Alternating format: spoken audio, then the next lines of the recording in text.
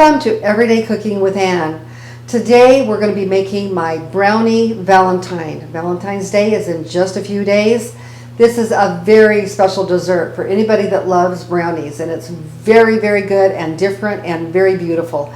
It'll be a great presentation wherever you take it. I use this sometimes for wedding showers and other things like that because it's in the heart shape. So let's get started. The first thing that we're going to do is we're going to be melting 3/4 cup of vegetable shortening in a small saucepan. Now if you have at least a 3-quart size saucepan, you can make this entire thing right on the stove once this is melted. But I only have a small saucepan at the moment. I'll be showing you in a few minutes how we'll put everything together. But this needs to have melt on pretty much low to medium heat because we don't want to burn the chocolate. I have here 6 ounces of unsweetened chocolate bar. I use Baker's brand because I don't know what other brand to get. But anyway, this is the Baker's brand, and I'm using this, and I'm going to put 6 of these in here. These are all 1 ounce pieces of chocolate. And this is going to melt right into the shortening. And we'll bring it over to the table in a few minutes when this is completely melted. And I'll show you in just a moment what that looks like. Okay, we're going to make our brownie mixture now. But before we do that, I want to show you that I've got a Valentine pan. It's quite large. It's a 12 by 12 volume. And so this is what we're going to be using today. However, if you don't have one of these pans, that's okay. You can see I've sprayed it with Pam spray, and I've lined it with my parchment paper too to make sure it comes out easily. These are the 2 pans that you can use. This is an 8-inch round pan and a 8-inch square baking pan. You put the batter half and half in here, and how you do this is when you're making your Valentine, you make this into a triangle like this. You will take the batter, the brownie out of here and cut it in half and make 2 different sides here to make a Valentine shape. So these 2 pans will work just as well as my big Valentine pan. Okay, to get started, the first thing we're going to do, I have just melted all of the chocolate and the shortening, Crisco shortening, and I'm going to put this in my bowl here.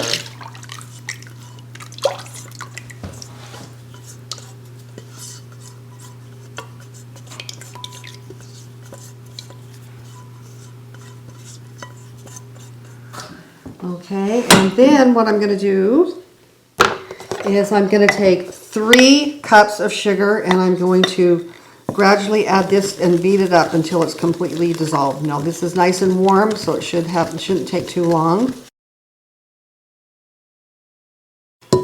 I've made lots of different brownies and different types of brownies. Butter is really good in brownies too, but this recipe, I don't know what it is about it, but it is really, really good. And it comes out so nicely to make this Valentine cake that we're doing, brownie cake. I'm going to add the rest of that in here and beat vigorously. And like I said, if you have a big 3-quart pan, you can do this all in the pan. So add your sugar.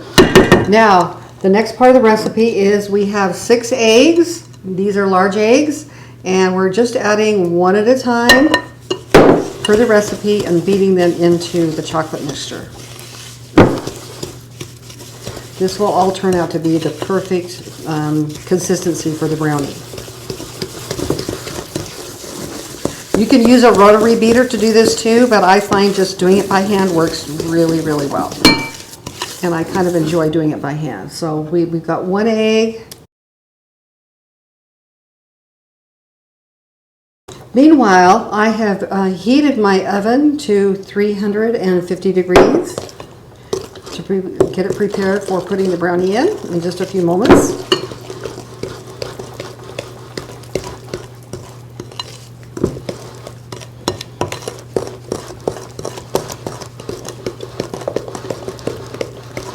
Okay, my arm's getting tired now. We have 2 more eggs to go.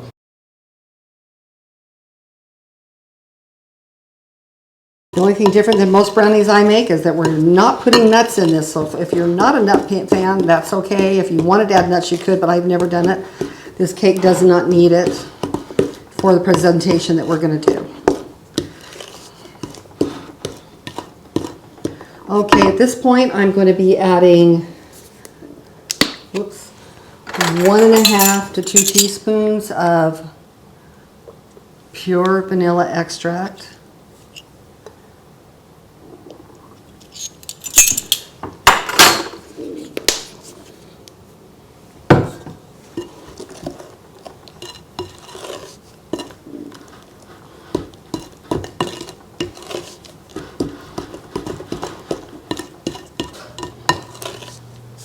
Okay, that's very rich. Okay, and over here I have 1 3/4 cup flour and 1.5 teaspoons of salt. I'm going to mix this up a little bit and slowly add this to our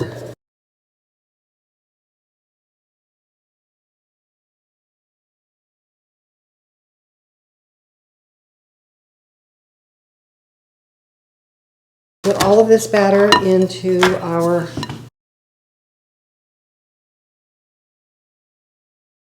I've smoothed out the batter all through the pan evenly, and so I'm going to put it in the oven for 30 to 35 minutes. I will check at 30 minutes and see if it comes out clean in the center with a toothpick or a skewer, and then we'll go from there. It might need 5 more minutes. We'll see how my oven works. The topping on this brownie is actually whipped cream. And I'm going to show you how to make stabilized whipping cream. I actually have another video that shows you exactly how to do this, but this will only take a minute to show you what is going to be the topping of your Brownie Valentine. So the recipe calls for 1 cup of cream, but I'm putting in 1.5 cups of cream because I just like a lot of whipped cream, if you know me by now. So I always like a little bit extra. So I'm going to go ahead and put 1.5 cups. This is heavy whipping cream. Okay, and we're going to start whipping this up.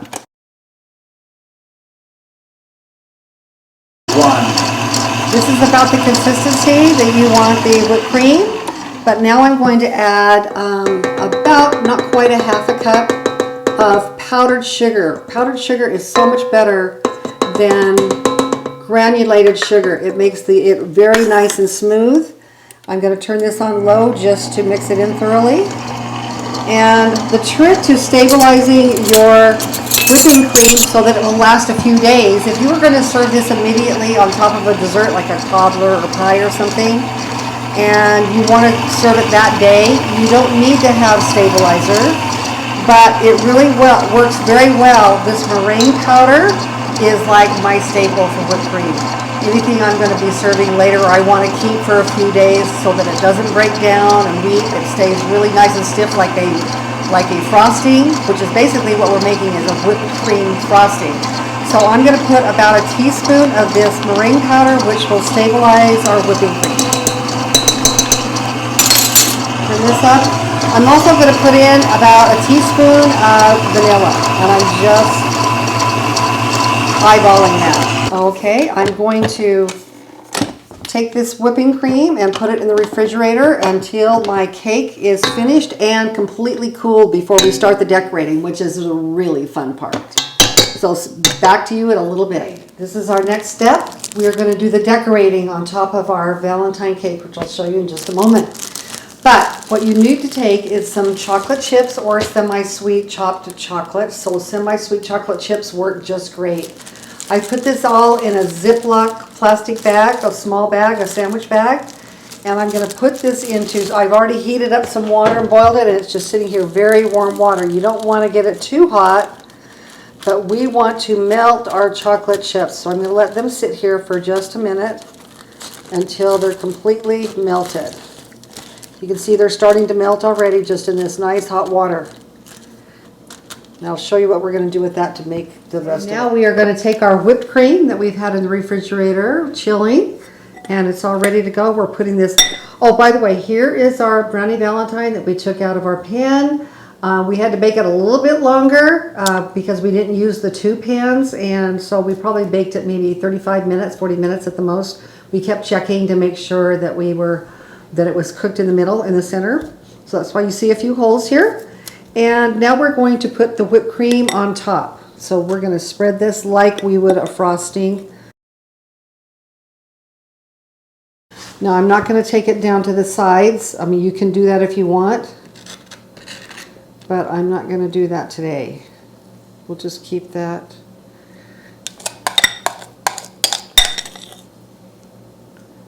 Okay, we're going to spread this so it's nice and smooth, because now we're going to make an outline.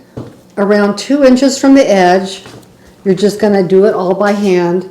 You're going to start here, and you're going to make another just heart outline. At this point, I'm going to go over and get my chocolate.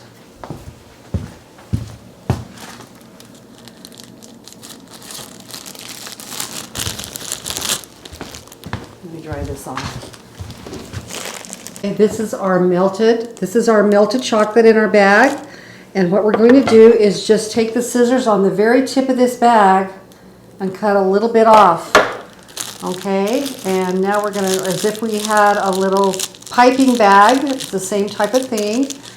I'm going to take this, and on the diagonal, we are going to make some little lines here on the diagonal.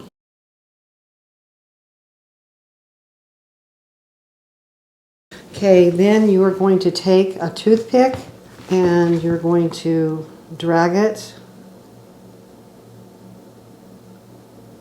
all the way down on the opposite diagonal. You have to kind of do this quickly so that the chocolate doesn't harden up like it's done a little bit there. But you get the idea. What you want to do around the edges is you want to place your heart-shaped half strawberries, which I've already prepared. And you want to have it about about an inch or a half inch in between each one.